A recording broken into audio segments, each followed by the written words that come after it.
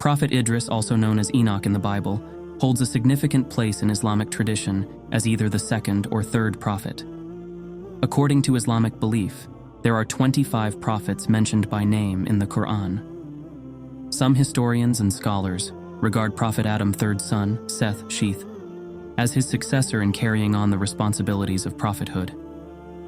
Prophet Idris's prophetic status in Islam remains uncertain and not definitively confirmed. The details of his life are derived from older scriptures that have been subject to distortion and corruption over time. In Islamic tradition, it is permissible to read and learn about his story, as long as the lessons drawn from it do not contradict the teachings of the Quran. However, it is crucial to exercise caution and not regard these narratives as absolute truths or use them as the basis for religious rulings. What we know about Prophet Idris is that he was the forefather of Prophet Nuh. Quran verses that mention Idris also mention in the book the case of Idris. He was a man of truth and sincerity and a prophet, and we raised him to a lofty station. He was born during the lifetime of Prophet Adam. It is believed he was from amongst the followers of Sheath and ruled the progeny of Adam following the death of Sheath. According to a hadith from Abu Dhar, it is narrated that 30 books were revealed on Idris. Prophet Idris was a well-built man with a strong, broad chest and spoke with a low voice. It is also said he was tall and handsome, and always showed calmness in his demeanor. Beyond his physical attributes, he was also intellectually curious. He pondered the vastness of the universe that his creator made, from the sky, the earth, the moon, the stars, and the clouds. The tafsir of Mariful Quran mentions Idris as the first man who learned how to write with a pen. So writing before Idris, didn't exist until Allah subhanahu wa ta'ala taught him how to write, and he is the one who taught people how to write. Allah awarded Idris with skill in various fields of science, such as mathematics and astronomy. Prophet Idris, also known to be an expert in making the tools of human needs. He knew all the languages on earth. Prophet Idris was a devout servant of Allah subhanahu wa ta'ala. Due to his sincerity and piety, Allah subhanahu wa ta'ala honored him by selecting him as a prophet and messenger and appointed him as the leader over the descendants of Adam. After the passing of Sheath, the people descended from Kabul lost their way, leading to a rapid increase in sin and corruption. Witnessing his people succumb to the influence of Shaitan, Idris felt deeply troubled and saddened.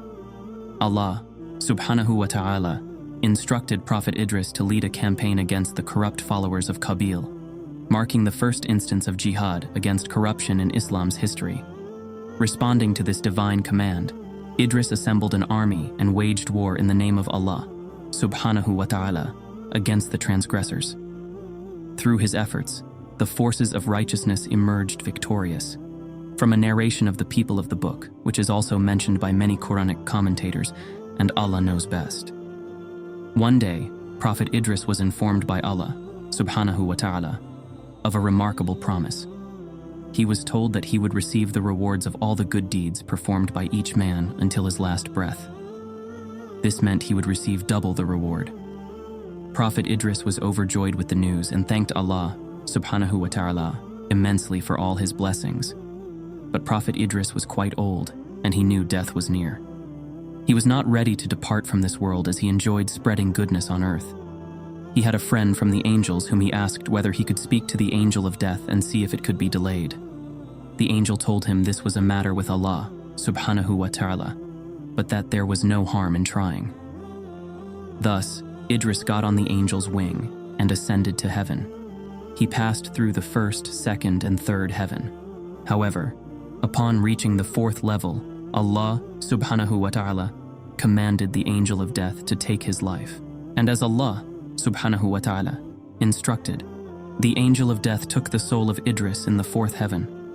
This remarkable event of Prophet Idris is confirmed as noted in Sahih Bukhari, hadith number 7517, and At-Tirmidhi 3157.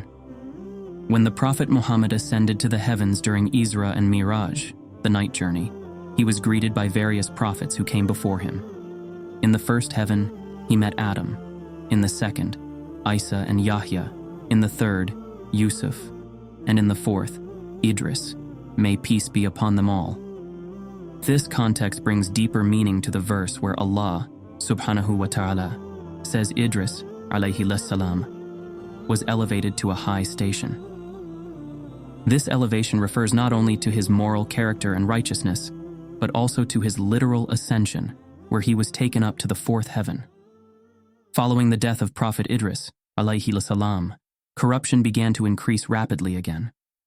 Several generations later, with no prophetic guidance, Shaitan succeeded in influencing the children of Adam to commit their first act of shirk, polytheism.